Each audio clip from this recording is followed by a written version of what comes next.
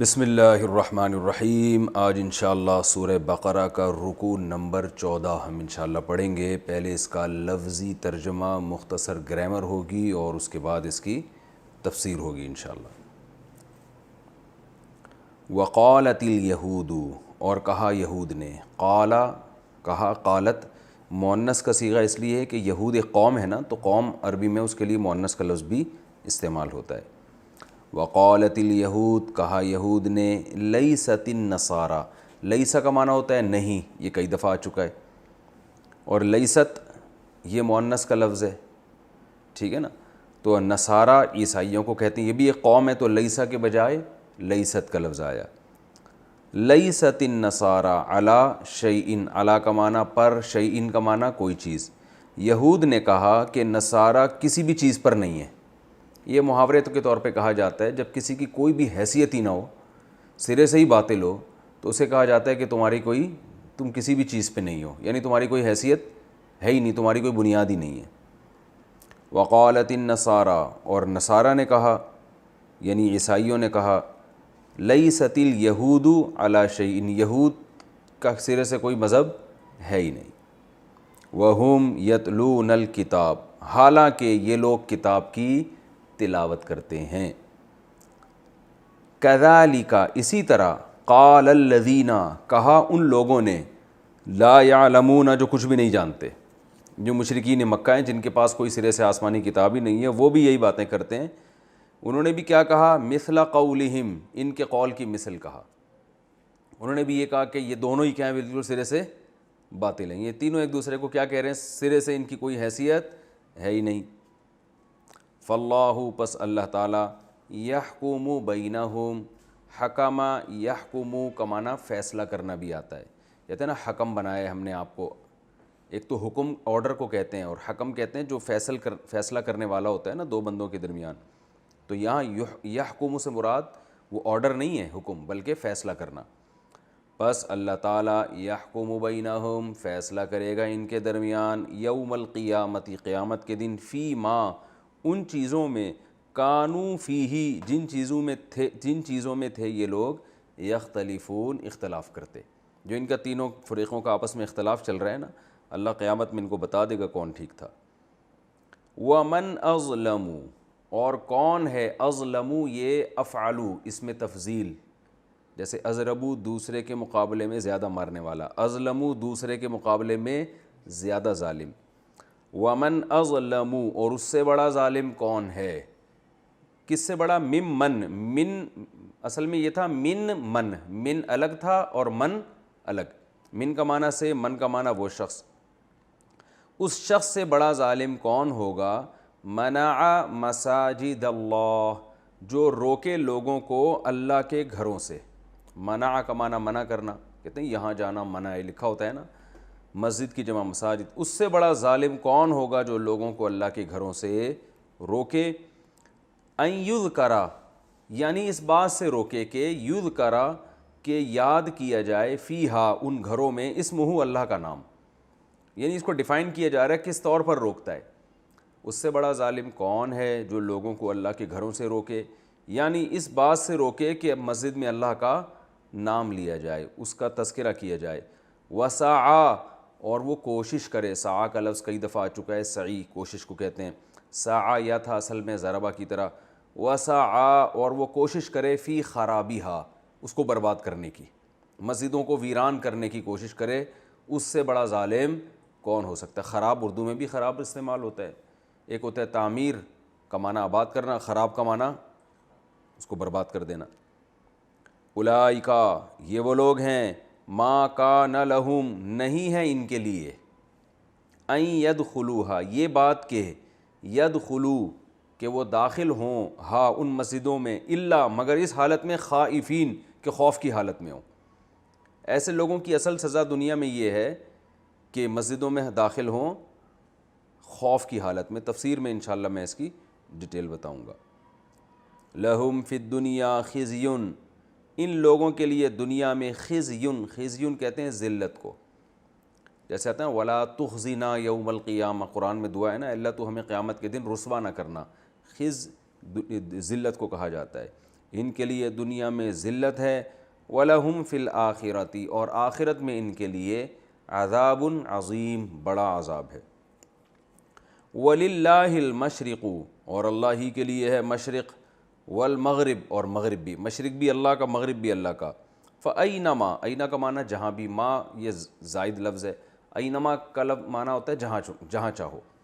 فَأَيْنَمَا تُوَلُّوا، وَلَّیا یُوَلِّیُّ، سبح یسبح کی طرح، تولو اصل میں تھا تولیون، تسبحون کی طرح، تو نون حذف ہو گیا تو تولیو پھر پڑھا جاتا ہے تولو، پیٹ پھیرنا۔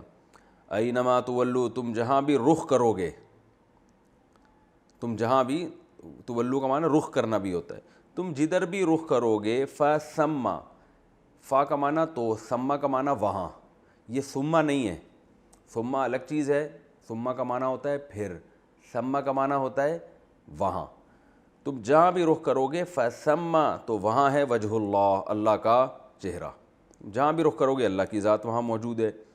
ان اللہ، بے شک اللہ تعالیٰ، واسع، وسعت والا ہے، علیم اور جاننے والا ہے۔ وقالو اور یہ لوگ کہتے ہیں، اتخذ اللہ ولدا، ٹھہرا لیا اللہ نے ایک بیٹا، ولد اولاد کو کہتے ہیں نا، اللہ نے اولاد ٹھہرا لی ہے۔ سبحانہ، سبحان کا معنی ہوتا ہے عیب سے پاک ہونا، وہ عیب سے پاک ہے، بلکہ لہو ما فی السماواتی، اسی کے لیے ہے جو کچھ آسمانوں میں، والارض اور جو کچھ زمین میں ہے، کلن تمام کے تمام، لہو اسی اللہ کے لیے، قانتون فرما برداری کرنے والے، آسمان اور زمین میں جو کچھ ہے سب اللہ کا فرما بردار ہے۔ بدیع السماوات والارض، آسمانوں اور زمینوں کو ابتدا میں پیدا کرنے والا۔ بدیع اصل میں کہتے ہیں جو بالکل نئے سرے سے کسی چیز کو بنائے، جس کی پہلے کوئی حقیقت ہی نہ ہو، اسی سے بدعت لکھنا ہے نا، بدعت کیا مطلب، دین میں بالکل ایک نئی چیز جس کا کوئی ثبوت ہمیں ملتا ہی نہ ہو، تو بدعت بھی نئی چیز کو کہتے ہیں، اور بدیع بالکل نئے سرے سے کسی چیز کو لانے والا، تو آسمانوں اور زمینوں کو بالکل ابتدا سے پیدا کرنے والا ہے۔ وَإِذَا اور جب، قضا امراً، قضا فیصلہ کرتا ہے، اصل میں تھا قضایا، جب فیصلہ کرتا ہے کسی کام کا، فَإِنَّمَا تو محض، یقول لہو اس چیز کے بارے میں، اس چیز کے لیے کہہ دیتا ہے، کن، کن کیا تھا، یہ آرڈر کا صیغہ امر کا، اصل میں تھا کوانا یکونو، جس کو پڑھا جاتا ہے کانا یکونو، اس کا معنی ہوتا ہے ہونا، جیسے انگلش میں بی ہے نا، بی ایک لفظ استعمال ہوتا ہے، بی، اس کے بہت سارے استعمال ہیں، تو اسی طرح عربی میں تقریباً اسی سے ملتا جلتا کانا ہے، کہتے ہیں نا ہی ول بی اے ڈاکٹر، وہ ایک ڈاکٹر بن جائے گا، تو عربی میں کیا ہوگا، یکونو دکتورن، وہ ہو جائے گا کیا، ڈاکٹر ہو جائے گا۔ تو اب کوانا یکونو، اس کا معنی ہونا، یکونو کو پڑھا جاتا ہے یکونو، اور میں نے بتایا تھا امر بنانے کا طریقہ کیا ہے، شروع کے جو یا ہے نا یا تا ہے اس کو حذف کر دیتے ہیں، تو یہ بن جائے گا کون، یکونو کو جب شروع میں یا حذف کریں گے اور آخر میں نون کو ساکن کریں گے، امر میں آخر کو ساکن بھی کیا جاتا ہے نا، تو یہ بن گیا کون، تو کون کو پڑھا جاتا ہے کن، کیونکہ اتنا لمبا کون کھینچے گا اس کو، کون تو پڑھا کیا جاتا ہے کن، کیا مطلب ہو جا۔ تو اللہ تعالیٰ فرماتے ہیں جب وہ کسی چیز کے بارے میں کہتا ہے کن ہو جا، فا تو کیا ہوتا ہے یکون، وہ ہو جاتی ہے، یکونو وہ کیا ہو جاتی ہے، وہ ہو جاتی ہے بس۔ وقال الذین اور کہا ان لوگوں نے، لا یعلمون جو کچھ بھی نہیں جانتے، کیا کہا انہوں نے، لولا، لولا کا مطلب ہوتا ہے کیوں نہیں، جیسے عربی میں یہ لفظ استعمال ہوتا ہے لولا تنزلوا، آپ ہمارے یہاں کیوں نہیں نازل ہوتے، یعنی تشریف کیوں نہیں لاتے آپ ہمارے یہاں، فتصیب خیرا، آپ کو کوئی خیر پہنچے یا آپ خیر کو پہنچ جائیں، کچھ فائدہ ہو جائے آپ کو، تو یہی ہے لولا۔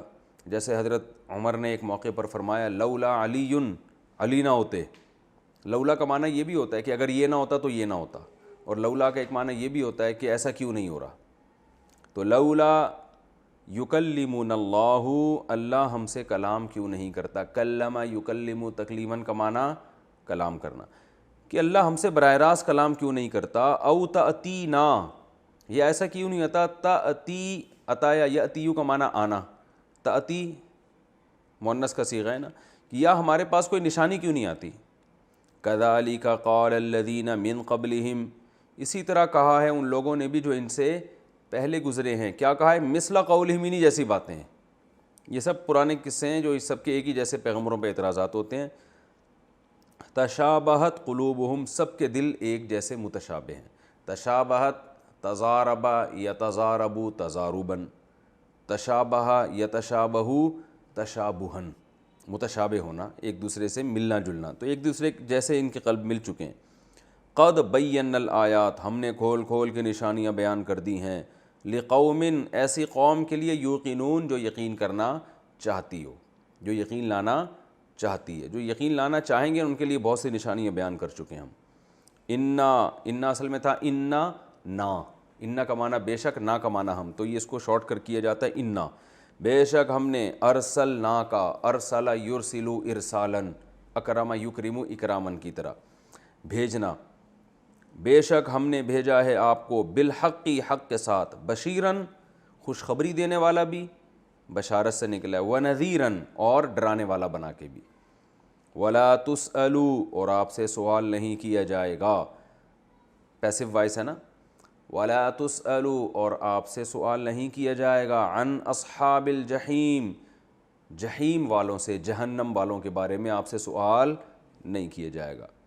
ولن ترضی، رضی یا یرضی، راضی ہونا، اور ہرگز راضی نہیں ہوں گے آپ سے.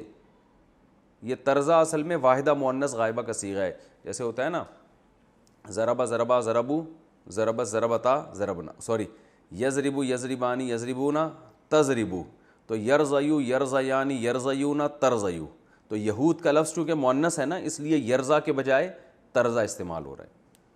ولن ترضا، ہرگز راضی نہیں ہوں گے، عن کا آپ سے، الیہود، یہودی، ولا، اور نہ ہی النصارى، عیسائی، ہرگز آپ سے خوش نہیں ہوں گے، حتیٰ، یہاں تک کہ، تتبعا، آپ اتباع کرنا شروع کر دیں، ملتہم، ان کی ملت کی. جب تک ان کے مکمل فالو نہیں کریں گے آپ سے خوش نہیں ہوں گے. قل، لیکن آپ ان سے کہہ دیجئے، ان ھدی اللہ، بے شک اللہ کی جو ہدایت ہے، ھو الھدی، وہی کیا ہے، اصل اوریجنل ہدایت ہے. وَلَئِن، واو کا معنی اور، لام تاکید کے لیے، ان کا معنی اگر، اتبعتا، اس کو ملا کے پڑھتے ہیں ان اتبعتا، اصل میں تھا اتبعتا الگ ہے، ان الگ ہے، لیکن الف سائلنٹ ہو گیا تو کیا پڑھا جاتا ہے، وَلَئِن اتبعتا. اور اے نبی صلی اللہ علیہ وسلم، اگر آپ نے اتباع کی، اہواءہم، ان کی خواہشات کی. ہوا کہتے ہیں خواہش کو، کہتے ہیں نا حرص و ہوا میں مبتلا ہو گیا ہے، اہواء اس کی جمع آتی ہے. اگر آپ نے ان کی خواہشات کی پیروی کی، بعد الذی، بعد اس کے کہ، جاءکا، آپ کے پاس آ چکا ہے، من العلم، یعنی علم، آپ کے پاس علم بھی آ گیا، اس کے باوجود آپ نے ان کی خواہشات کی پیروی کی، ما لکا، نہیں ہوگا، لکا، آپ کے لیے، من اللہ، اللہ سے، من ولی، کوئی بھی دوست، ولا نصیر، اور نہ کوئی مددگار ہوگا. یعنی کوئی بھی ایسا جو آپ کو اللہ کے عذاب سے بچا لے، کوئی بھی آپ کے پاس ایسا نہیں ہوگا اگر آپ نے علم آنے کے بعد بھی ان کو فالو کیا. الذین، وہ لوگ، آتیناہم الکتاب، جن کو ہم نے کتاب دی ہے، یتلونہ، وہ تلاوت کرتے ہیں اس کتاب کی، حق تلاوتہ، جیسے کہ تلاوت کا حق ہے. اولئک یؤمنون بہ، یہ لوگ ہیں جو ایمان لاتے ہیں، بہ، اس کتاب پر بھی، قرآن پر بھی یہی لوگ ایمان لاتے ہیں. ومن یکفر بہ، اور جو اس قرآن کا انکار کرے گا، جو اللہ کی کتاب کا انکار کرے گا، فاولئک هم الخاسرون، یہی لوگ ہیں اصل خسارے والے. یہ تو اس کا لفظی ترجمہ ہو گیا. میں اس کی تھوڑی تفصیل بتاتا ہوں.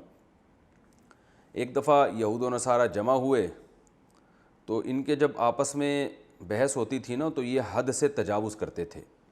اصولی طور پر عیسائی لوگ جو تھے وہ یہود کے مذہب کو فی نفسی ہی درست مانتے تھے، کیونکہ وہ مانتے تھے کہ تورات اللہ کی کتاب ہے، حضرت موسیٰ علیہ السلام بھی سچے پیغمبر ہیں، اور حضرت عیسیٰ علیہ السلام نے آ کے حضرت موسیٰ کی شریعت کو ختم بھی نہیں کیا تھا، بلکہ اس میں تھوڑی سی چینجنگ ہوئی ہے، باقی وہی شریعت باقی تھی.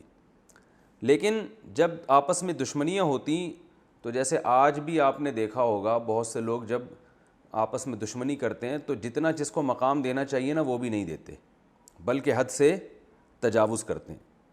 تو یہ بھی بعض دفعہ کیا ہوتے تھے، آپس، سب نہیں تھے، کچھ لوگ مل کے جب ان کے مناظرے ہوتے ہیں، بحثیں ہوتی، تو سامنے والے کو نیچا دکھانے کے لیے حد سے تجاوز کرنا شروع کر دیتے تھے۔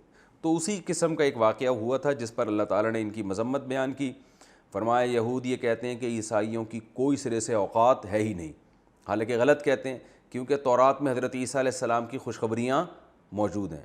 تو جو تورات پر ایمان لائے گا وہ حضرت عیسیٰ پر ایمان لائے گا اور عیسائی مذہب کو بھی درست قرار دے گا کہ فی نفسی وہ مذہب درست ہے۔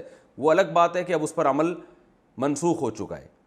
نبی صلی اللہ علیہ نیا نبی جب آتا ہے صلی اللہ علیہ وسلم تو ان کے آنے کے بعد پرانی شریعت منسوخ ہو جاتی ہے، لیکن اس کو یہ کہنا ہے کہ سرے سے اس کی کوئی حیثیت ہے ہی نہیں۔ اب بھی عیسائی مذہب میں کچھ چیزیں بالکل درست ہیں۔ عیسائی مذہب میں جو انجیل کی تعلیمات ہیں آج بھی اس میں زنا کو حرام قرار دیا گیا ہے، اور اس میں بہت ساری باتیں ہیں جو اسلام سے میچ کرتی ہیں، جو حضرت عیسیٰ کی۔ اب آپ کہیں کہ عیسائی مذہب میں سرے سے کوئی بات درست ہی نہیں ہے تو یہ غلط بات ہو جائے گی نا۔ جتنی بات غلط ہے اس کو تو بیان کیا جائے گا، جو صحیح ہے اس کو صحیح کہا جائے گا۔ تو اللہ نے فرمایا کہ یہ لوگ آپ اتنے غالی ہیں، یہ اسلام کہاں سے قبول کریں گے؟ یہ تو آپس میں حد سے تجاوز کرتے ہیں، افراط و تفریط سے کام لیتے ہیں۔ تو جو اتنا غالی ہو کہ جو چیز وہ 14ویں کے چاند کی طرح دیکھ رہا ہو اس کا انکار کر رہا ہوگا، تو وہ اے نبی آپ ان لوگوں سے کیا توقعات رکھتے ہیں؟ وہ آپ پر کیسے ایمان لے کر آئیں گے؟ تو اللہ فرماتے ہیں یہود یہ کہتے ہیں کہ نصارہ کی کوئی حیثیت نہیں ہے، ان کی کوئی اوقات نہیں ہے، حالانکہ ان کو پتہ ہے کہ تورات میں حضرت عیسیٰ کی خوشخبریاں ہیں۔ وقالت النصارى، اور ضد میں آ کے عیسائی کیا کہتے ہیں؟ لیست الیہود علی شیء، یہود کی سرے سے کوئی حیثیت ہے ہی نہیں۔ حالانکہ عیسائی کے مذہب میں یہ بات داخل ہے کہ جتنے پہلے پیغمبر ہیں ان سب پر ایمان لانا ہے، تو یہ بھی غلو ہے۔ وہم یتلون الکتاب، حالانکہ یہ دونوں فریق کتاب کی تلاوت کرتے ہیں۔ کتاب سے مراد آسمانی کتاب۔ وہ جو ہیں یہود وہ تورات کی تلاوت کرتے ہیں جس میں حضرت عیسیٰ کی خوشخبریاں ہیں، اور عیسائی انجیل کی تلاوت کرتے ہیں جس میں تورات کو برحق قرار دیا گیا ہے۔ تو اس کے باوجود یہ اعتدال سے تثابت کرتے ہیں، اور اللہ فرماتے ہیں چلو یہ تو پھر بھی کچھ جانتے ہیں نا، علم ان کو تو آسمانی کتابوں کا علم ہے۔ یہ جو لوگ ہیں مشرکین مکہ جن کے پاس سرے سے کوئی آسمانی کتاب کا علم ہے ہی نہیں، وہ بھی یہاں بڑے بن جاتے ہیں اور کہتے ہیں تم دونوں بالکل سرے سے غلط ہو، حالانکہ ان کو تو پتہ ہے کہ یہ دونوں آسمانی مذاہب کے ماننے والے ہیں، پیغمبروں کے ماننے والے ہیں، اور پیغمبروں کے واقعات تو ان سے یہ سنا کرتے تھے، یہ تو ہمیشہ ان کو اپنے آپ سے زیادہ پڑھا لکھا مانتے تھے، لیکن ضد میں آ کے یہ بھی کیا کرتے ہیں، بت پرست لوگ بھی سرے سے ان کا انکار کر دیتے ہیں، حالانکہ ان کے پاس تو مشرکین کے پاس تو ککھ بھی نہیں ہے، صحیح نا، کوئی کتاب ہی نہیں ہے سرے سے۔ تو اللہ فرماتے ہیں کذالک قال الذین، اسی طرح وہ لوگ بھی ایسی بات کی انہوں نے، لا یعلمون، جنہیں سرے سے کوئی علم ہے ہی نہیں، انہوں نے بھی کیا کہا، مثل قولہم، یعنی یہود و نصارہ جیسا قول، کہ تمہاری دونوں کی کوئی حیثیت سرے سے ہے ہی نہیں۔ تو اللہ فرماتے ہیں ان کو بولنے دیں، اس طرح کی یہ باتیں کرتے ہیں، لیکن فاللہ یحکم بینہم، ایک دن آئے گا کہ اللہ ان کے درمیان فیصلہ کرے گا قیامت کے دن ان باتوں میں جن میں یہ اختلاف کر، اللہ دودھ کا دودھ اور پانی کا پانی کر دے گا۔ تو یہ بتانے سے مقصد ہے افراط و تفریط، کہ یہ غلو کا شکار ہیں لوگ، اور جو غلو کا شکار لوگ ہوتے ہیں ان کے لیے ہدایت پر آنا مشکل ہوتا ہے۔ پھر ایک اور چیز اللہ نے بیان کی کہ اس سے بڑا ظالم کون ہوگا جو لوگوں کو مسجدوں میں آنے سے روکے۔ اب مفسرین نے اس آیت کا مصداق مختلف واقعات بیان کی ہیں کہ کس واقعے کی طرف اشارہ ہے اس میں۔ بعض حضرات کی رائے یہ ہے کہ سورہ بنی اسرائیل کے شروع میں اللہ تعالیٰ نے جو یعنی کچھ اس کی تفصیل وہاں پر انشاءاللہ آئے گی کہ یہود نے جو ہے نا شام پہ قبضہ کیا تھا، اور بیت المقدس پہ عیسائیوں سے بیت المقدس جب چھینا تھا تو وہاں بہت زیادہ قتل و غارت کی تھی۔ تیتس نام تھا اس بادشاہ کا، اور اس کا بنی اسرائیل کے جب پہلا رکوع ہوگا اس میں انشاءاللہ اس کی میں تفسیر بیان کروں گا۔ تو اس وقت بہت زیادہ قتل و غارت کیا کیونکہ انہوں نے عیسائیوں سے مسجد اقصیٰ کو چھینا تھا اس وقت، اور کہا تھا یہ ہمارا قبلہ ہے۔ تو اتنا زیادہ قتل و غارت اور اتنا خوف و ہراس ہوا کہ مسجد اقصیٰ میں نماز بند ہو گئی۔ تو بعض علماء کی رائے یہ کہ اس کے بارے میں ہے کہ بھلا اس سے بڑا ظالم کون ہو سکتا ہے جو لوگوں کو مسجدوں میں آنے سے روکے، اور خاص طور پہ مسجد اقصیٰ کو بند کروانے کا ذریعہ بنے، اور آج بھی دیکھو وہ یہی کچھ کر رہے ہیں۔ بعض حضرات نے کہا اس سے مراد صلح حدیبیہ ہے کہ نبی صلی اللہ علیہ وسلم جب عمرہ کرنے جا رہے تھے مسجد حرام میں تو ان لوگوں نے آپ صلی اللہ علیہ وسلم کو مسجد حرام آنے سے روک دیا، حالانکہ آپ صلی اللہ علیہ وسلم جنگ کے ارادے سے نہیں گئے تھے۔ لیکن یہ عموم ہے ان آیتوں میں۔ اور بعض حضرات نے کہا کہ جب نبی صلی اللہ علیہ وسلم کو قبلہ کے تبدیل کرنے کا حکم دیا گیا ہے نا کہ بیت المقدس کے بجائے اب کون سا قبلہ ہے؟ خانہ کعبہ ہوگا. تو اس وقت یہود و نصارہ نے بہت زیادہ پروپیگنڈا کر کے لوگوں کو نماز سے روکا کہ اصل قبلہ تو وہ ہے، یہ والا تھوڑی ہے. تبھی اس میں آگے کی طرف اشارہ بھی ہے کہ اللہ کے لیے مشرق مغرب ہے. اللہ جہاں چاہے جس طرف تمہیں حکم دے دے کہ تم نماز پڑھو، سب جگہ اللہ موجود ہے. یعنی اپنے علم اور قدرت کے لحاظ سے اللہ ہر جگہ موجود ہے. کسی خاص سمت میں کوئی بیت المقدس میں یہ تھوڑی کہ وہاں اللہ تھا تو وہاں نماز ہوگی، اب ادھر منہ کرو گے تو یہاں پر اللہ نہیں ہے. تو اس لحاظ سے تو اللہ ہر جگہ موجود ہے. تو آپ جہاں بھی اللہ حکم دے بس وہاں رخ کر کے نماز پڑھو. تو یہ اگلی آیت میں اس طرف اشارہ بھی ہے. تو اس بیس پر وہ لوگوں کو نماز سے روکتے تھے کہ مسجد حرام کی طرف رخ کر کے نماز نہیں ہوتی. تو ان تمام یہ آیت کے مفہوم میں سب چیزیں داخل ہیں. اور جب اللہ نے الفاظ کو عام رکھا ہے تو اس سے مراد قیامت تک جو بھی لوگوں کو نماز سے اور مسجد میں اللہ کو یاد کرنے سے روکے گا، اللہ کی نظر میں اس سے بڑا ظالم کوئی بھی نہیں ہے. تو اللہ نے فرمایا اس سے بڑا ظالم کون ہے جو لوگوں کو مسجدوں میں آنے سے روکے، یعنی اس بات سے روکے کہ مسجدوں میں اللہ کا نام لیا جائے. اس لیے کہ بعض دفعہ مسجد کو ایک تفریحی پوائنٹ بنا دیا جاتا ہے تو اس میں آنے سے کوئی گورنمنٹ نہیں روکتی. بعض ایسے علاقوں میں بھی مسجدیں ایک تفریحی پوائنٹ بنی ہوئی ہیں. تو اللہ فرماتے ہیں مسجدوں روکنے کا مطلب یہ نہیں کہ آنے سے روکے، بلکہ مقصد وہاں نماز سے روک لے. تو وہاں جو مسجد کا بنیادی مقصد ہوتا ہے عبادت، تو جو بھی مسجدوں میں آنے سے روکے گا یعنی اس بات سے روکے گا کہ اس میں اللہ کا نام لیا جائے اور مسجدوں کو برباد کرنے کی کوشش کرے گا. کیا مطلب؟ مسجدیں آباد نہ ہوں اللہ کی یاد سے. تو اولئک ما کان لہم، ان کی دنیا میں سزا یہ ہے کہ یہ اس میں خوف کی حالت میں داخل ہوں گے، امن کی حالت میں داخل نہیں ہوں گے. تو یہ اللہ نے اس وقت کے جو مشرکین ہیں اور غیر مسلم ہیں ان کو یہ سزا سنائی، اور پھر اللہ نے بتایا کہ یہ اسی کے مستحق ہیں. اور پھر دنیا میں اس پر عمل بھی ہوا کہ جب مکہ فتح ہوا ہے تو یہ سب چھپتے پھر رہے تھے. مسجد حرام مسلمانوں کے قبضے میں آ گئی تو یہ خوف کی حالت میں یہاں آتے تھے کہ کوئی ہمیں قتل نہ کر دے. جس کو نبی صلی اللہ علیہ وسلم نے امان دی وہ بس آ سکتا ہے، باقی نہیں آ سکتے. تو جو ان کی خوف کی کیفیت ہوئی، یعنی جس مسجد حرام سے روک رہے تھے اسی مسجد حرام سے اللہ نے ان کو ہمیشہ کے لیے محروم کر دیا. تو اللہ فرماتے ہیں ایسے لوگوں کو تو سے یہ نعمت چھین لینی چاہیے. اور اس کا مصداق آج کل وہ لوگ ہیں جو مسجدوں میں فرقہ واریت پھیلاتے ہیں اور مسجدوں میں کوئی ایسی تقریریں کرتے ہیں کہ لوگ مسجدوں میں آنا چھوڑ دیں، نفرتیں پھیلانا شروع کر دیں. تو اللہ فرماتے ہیں ان کی بھی اصل سزا یہ ہے کہ ان سے مسجدیں چھین لی جائیں اور ایسے لوگوں کے حوالے کی جائیں جو مسجدوں کو آباد کرنے کا ذریعہ بنے. اللہ فرماتے ہیں لہم فی دنیا خزی، ایسے لوگوں کے لیے دنیا میں بھی رسوائی ہے اور آخرت میں بڑا عذاب ہے. رہا یہ مسئلہ کہ یہود یہ کہتے تھے قبلہ تبدیل کیوں ہو گیا، وہاں نماز منہ کر کے ہوتی ہے یہاں نہیں ہوتی، لہذا اس طرف رخ کر کے نماز پڑھنے کا کوئی فائدہ ہی نہیں ہے. تو اللہ فرماتے تمہاری بنائی ہوئی باتیں، وَلِلَّهِ الْمَشْرِقُ وَالْمَغْرِبُ، مشرق بھی اللہ کا ہے اور مغرب بھی. بیت المقدس کی طرف رخ کر کے نماز اس لیے ہو رہی تھی کہ اللہ نے اس کو قبلہ بنایا تھا. اللہ نہ بناتا تو وہاں رخ کر کے بھی نہیں ہوتی. اب جب اللہ نے کعبہ کو قبلہ بنا دیا ہے تو اب وہاں رخ کر کے ہوگی. تو اللہ کسی خاص جہت کے ساتھ مخصوص نہیں ہے کہ بس ادھر اللہ ہے وہاں نہیں ہے، ایسا نہیں ہے. جہاں اللہ کہے گا وہاں رخ کر کے نماز ادا ہو جائے گی، کیونکہ مشرق بھی اللہ کا مغرب بھی اللہ کا. تو اللہ کو یہ رائٹ ہے کہ کسی بھی جگہ کو اپنا گھر قرار دے سکتا ہے. تو اللہ نے فرمایا تم جہاں بھی رخ کرو گے وہاں اللہ کی ذات موجود ہے. تو علماء کہتے ہیں علم اور قدرت کے لحاظ سے اللہ ہر جگہ موجود ہے. ان اللہ واسع علیم، بے شک اللہ تعالیٰ خوب وسعت والا اور جاننے والا ہے. اسے پتہ ہے کہ کون اس کی رضا کے جذبے سے نماز پڑھ رہا ہے اور کون اپنی باپ دادا کی روایات کو بس قائم رکھنے کے چکر میں ہے. تو جو اللہ کو راضی کرنے کے لیے نماز پڑھے گا 100 بار بھی اللہ قبلہ تبدیل کرے وہ 100 بار قبلہ تبدیل کر دے گا. فقہاء نے یہاں ایک بڑا دلچسپ مسئلہ بیان کیا ہے کہ اگر ایک آدمی جنگل میں ہے اور اسے کچھ بھی پتہ نہیں چل رہا کہ قبلہ کدھر ہے، تو جب نماز کا وقت آئے گا وہ تحری کرے گا. تحری کا مطلب غور کرے گا یار کہاں ہو سکتا ہے. اب سورج بھی نظر نہیں آ رہا، اس کو بادل آئے ہوئے ہیں آسمان پہ. تو علماء کہتے ہیں کہ جب وہ نماز پڑھے گا نا تو جدھر اس کا مائنڈ جا رہا ہے ادھر رخ کر کے نماز شروع کر دے، کیونکہ اب اس کے بس میں اس کے علاوہ کچھ بھی نہیں ہے. اب اس کا مائنڈ اگر چینج ہو گیا نا کہ یار میرا خیال ہے میں غلط سمت میں کھڑا ہوا ہوں بلکہ قبلہ تو لیفٹ سائڈ پر ہے، تو نماز کے دوران ہی گھوم جائے وہ. پھر اس کا مائنڈ چینج ہوا نہیں یار مجھے لگتا ہے کہ رائٹ سائڈ پہ ہے، تو نماز کے دوران ہی رائٹ پہ ہو جائے. تو چاروں سمتوں میں 2 رکعتیں مکمل کرے گا لیکن نماز اس کی ادا ہو جائے گی. اور اسی آیت سے علماء نے استدلال کیا ہے کہ بھائی اس کے بس میں جو تھا وہ اس نے کر لیا، تو اب 4 اپوزٹ سمت میں بھی نماز پڑھے گا، نماز ہو جائے گی. بلکہ اس سے بھی زیادہ عجیب مسئلہ فقہاء نے بیان کیا ہے اسی آیت کی روشنی میں کہ اگر 5 آدمی جمع ہیں جنگل میں اور نماز کا ٹائم ہے, ان کو سمجھ میں ہی نہیں آ رہا قبلہ کدھر ہے. اب ایک نے امام بننا ہے, دوسرے اس کے مقتدی ہیں. امام کا خیال ہے کہ قبلہ ادھر ہے, تو امام امامت کرے گا اور اس طرف رخ کرے گا.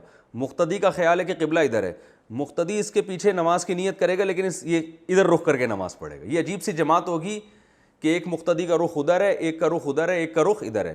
البتہ فقہا کہتے ہیں کہ ایک مقتدی کی رائے یہ ہے کہ جہاں امام کا رخ ہے نا, قبلہ بالکل اپوزٹ سائڈ پر ہے,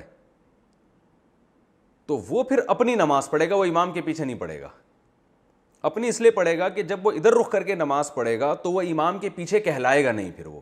اور مقتدی کے لیے یہ ضروری ہے کہ وہ امام کے پیچھے کھڑا ہو, کیونکہ جب وہ ادھر رخ کر کے نماز پڑھے گا تو یہ امام کے پیچھے نہیں ہوگا بلکہ امام اس کے پیچھے ہو جائے گا, اس کی رائے کے مطابق. تو اس لیے وہ شخص جس کا رخ بالکل امام کے اپوزٹ ہو وہ تو انفرادی نماز پڑھے گا, باقی کوئی ادھر منہ کر کے پڑھے گا, کوئی ادھر منہ کر کے پڑھے گا, کوئی ادھر ترشی, کوئی ادھر, سب کی جماعت سے نماز ہو جائے گی. تو یہ مطلب ہے کہ بھائی جب جہاں اللہ نے تمہیں کہہ دیا رخ کر کے نماز پڑھو تو بس وہیں نماز ہوتی ہے. تو اب اللہ نے کہا ہے کہ جنگل میں تمہیں جدھر سمجھ میں آئے ادھر ہی رخ ہوگا, کیونکہ اب ہمارے پاس اس کے علاوہ تو کوئی دلیل ہے نہیں جنگل میں. تو بس جس کے یہی ہے کہ فاتقوا اللہ ما استطعتم, اللہ نے فرمایا جتنی استطاعت ہے اتنا اللہ سے ڈرو. تو اب اللہ سے ڈرنے کا طریقہ یہ ہے کہ قبلہ جہاں ہو ادھر رخ کرے. ہمیں نہیں پتہ کہاں قبلہ ہے, تو بھائی جتنا جو کھوپڑی میں آ رہا ہے اسی طرف پڑھ لو, اور کیا ہو سکتا ہے, اس کے علاوہ تو اور کچھ ہو نہیں سکتا. جس کی کھوپڑی میں جو آ رہا ہے وہ اس طرف رخ کر کے نماز پڑھے گا اور سب کی نماز قبول ہو جائے گی. لیکن یہ اس امت کی خصوصیت ہے, خوبی ہے کہ اس نے اللہ کے حکم کی روح کو دیکھا ہے, لہذا اس نے کہا مختلف سمتوں میں بھی نماز ہو جائے گی. لیکن جو یہود و نصارہ تھے وہ ایک بات کو پکڑ کے بیٹھ گئے تھے کہ بیت المقدس کی طرف ہی رخ کر کے نماز ہوتی ہے, باقی کہیں ہوتی نہیں ہے. تو اللہ انہی کا جواب دیتا ہے بار بھائی کہ بھائی وہ بیت المقدس کی طرف اس لیے رخ کر کے نماز ہو رہی تھی کہ اللہ نے حکم دیا تھا, تو جب اللہ اگر چینج کر دے گا تو اللہ کوئی رائٹ ہے نا, تو اب جہاں چینج کیا وہاں رخ کر کے نماز ہوگی. تو اس پہ تو بحث کرو کہ اللہ نے حکم دیا کہ نہیں دیا, اس پہ بحث نہیں کرو کہ بیت المقدس قیامت تک کے لیے بن گیا, یہ قابل بحث نہیں ہے. فرمایا وقالوا اتخذ اللہ ولدا, اور یہ لوگ نصارہ کی اپنی حالت کیا ہے, یہ کہتے ہیں کہ اللہ نے اولاد ٹھہرا لیا کسی کو. سبحانہ بل لہ ما فی السماوات والارض, وہ تو پاک ہے ہر عیب سے, اسی کے لیے آسمان اور زمین میں جو کچھ ہے. کل لہ قانتون, سب اسی کے فرما بردار ہیں. اور ایسی ذات ہے جس نے آسمانوں اور زمینوں کو پہلی مرتبہ پیدا کیا, تو جو ایسا ہے اس کے ساتھ کوئی شریک نہیں ہو سکتا, اس جیسا کوئی نہیں ہو سکتا. جبکہ اولاد باپ کی جنسی ہوتی ہے, بھائی باپ پہ جاتی ہے نا اولاد, ماں پہ جاتی ہے, باپ پہ جاتی ہے, تو اس کا مطلب اولاد تو باپ جیسی ہوتی ہے, اس میں بہت سی خصوصیات. جبکہ اللہ فرماتے ہیں میری جو صفات ہیں ان سے تمہیں پتہ چل جانا چاہیے کہ میرے جیسا کوئی دوسرا ہو نہیں سکتا. جب ہو نہیں سکتا تو میرے اولاد بھی نہیں ہو سکتی. تو اللہ فرماتے ہیں بل لہ ما فی السماوات والارض کل لہ قانتون بدیع السماوات والارض واذا قضى امرا, اور میری خاصیت ہے کہ جب میں کسی کام کا فیصلہ کر لوں تو میں صرف یہ کہتا ہوں ہو جا تو وہ ہو جاتی ہے. جبکہ تو یہ جو ذات ہے نا, یہ سب اس چیز کی علامتیں ہیں کہ اللہ جیسا کوئی بھی نہیں ہے, تو لہذا اس کی اولاد بھی نہیں ہو سکتی. وقال الذین لا یعلمون, اور پھر یہ جو مشرکین مکہ تھے نا, ان کو اللہ تعالیٰ لا یعلمون سے خطاب کرتا ہے, ان کو ککھ بھی نہیں پتا. یہود و نصارہ کو تو پھر بھی اللہ تھوڑا پروٹوکول دیتے ہیں, اہل کتاب سے تعبیر کرتے ہیں کہ ہم نے ان کو علم میں فضیلت دی.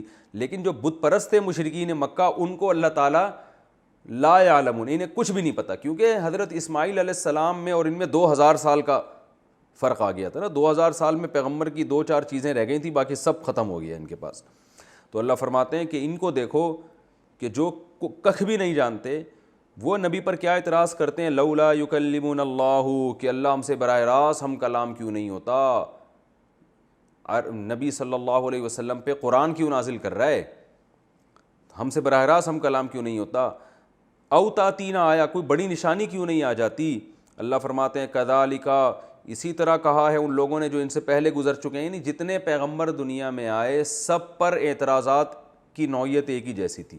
ہر پیغمبر سے اسی قسم کے سوالات کیے گئے.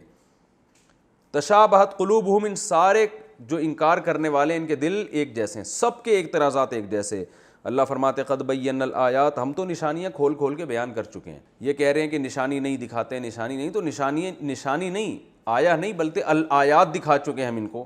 وہ معجزے بھی ہیں رسول اللہ صلی اللہ علیہ وسلم کے, اور وہ آپ کے برحق ہونے کے دلائل بھی ہیں جو بکھرے ہوئے ہیں قرآن میں بھی اور دوسرے مواقع پر بھی.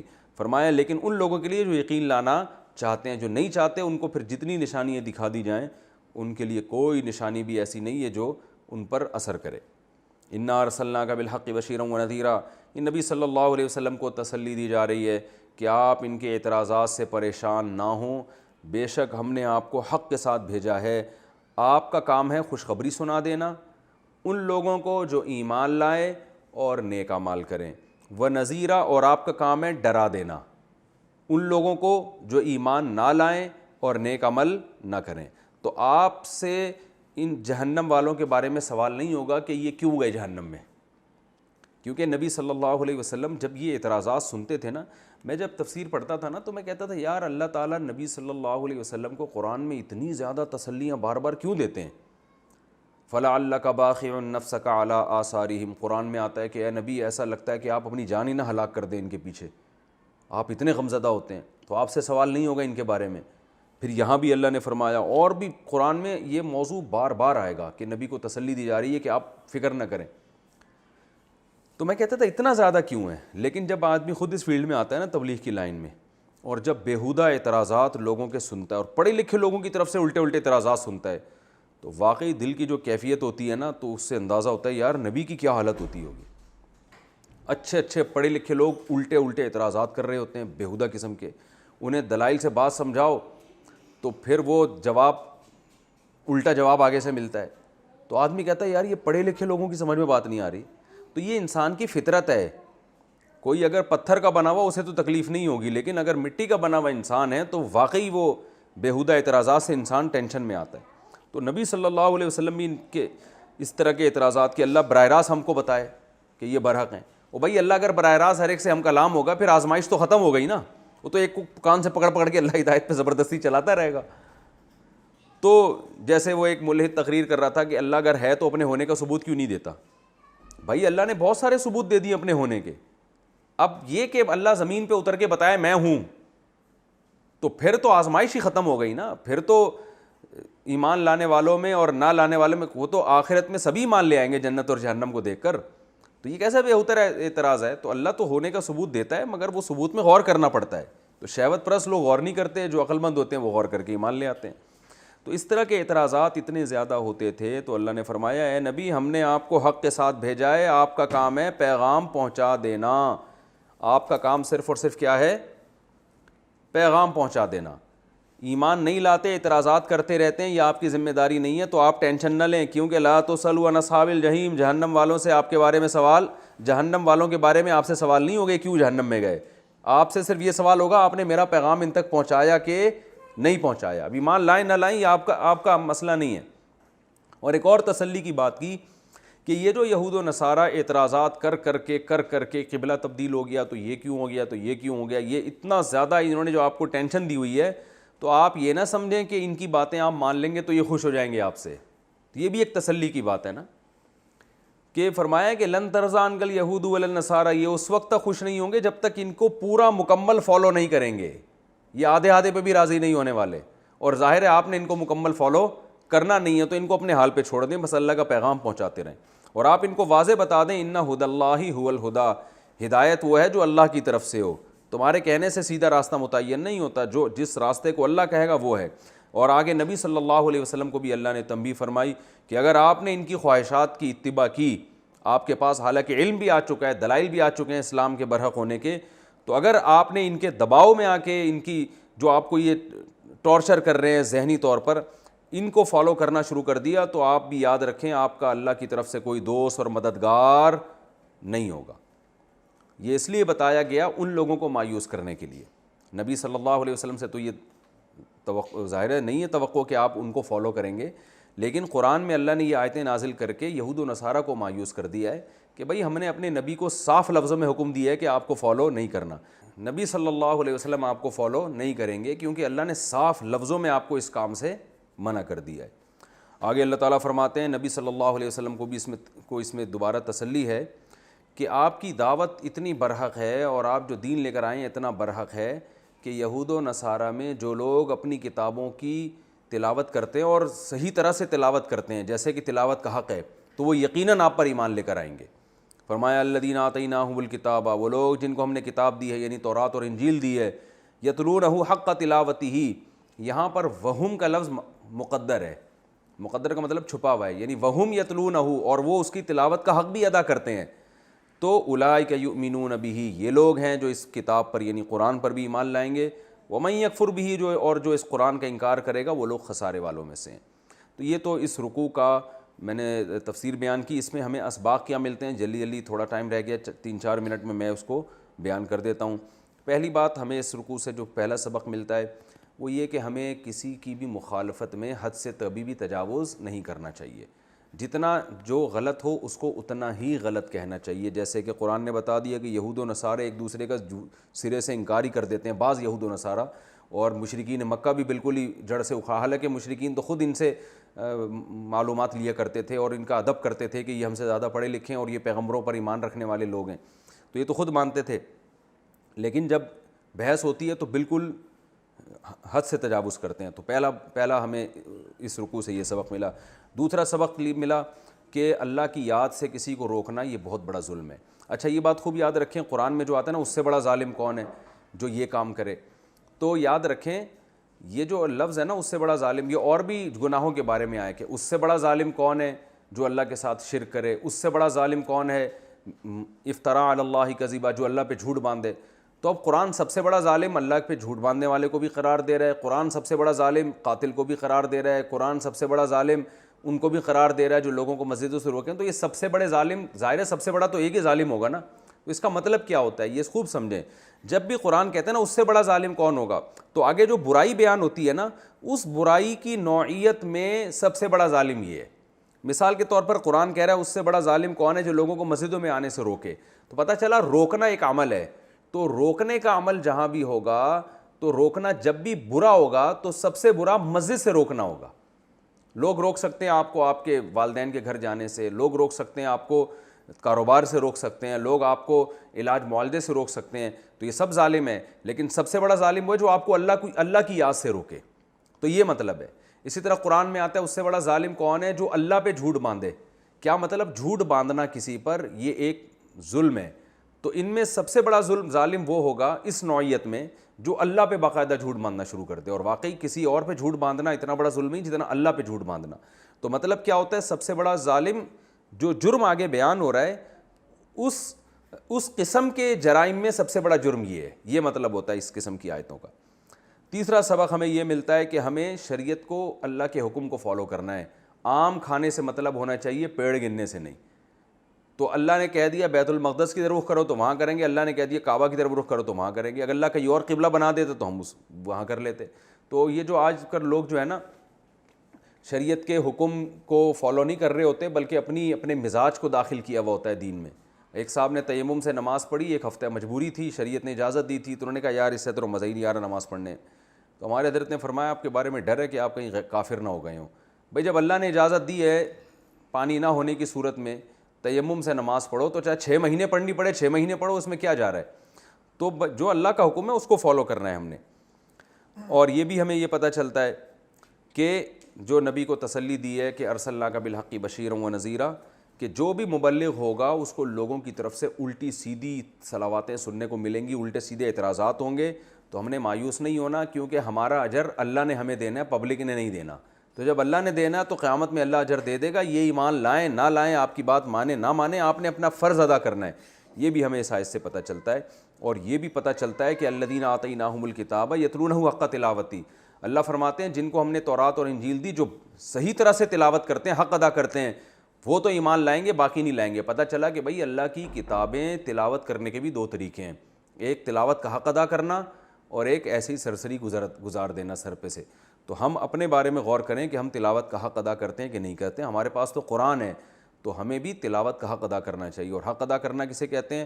خشوع و خضوع کے ساتھ، تجوید کے ساتھ، پھر اس کی تفسیر آپ کے ذہن میں ہو، پھر اس کا مفہوم آپ کے ذہن میں ہو، اور پھر اس پر عمل کرنے کا جذبہ ہو. یہ تمام چیزیں جب تلاوت قرآن سے ملیں گی تو آپ کے لیے حق کے راستے کھلتے چلے جائیں گے. اللہ تعالی ہم سب کو سمجھنے کی، عمل کرنے کی توفیق عطا فرمائے.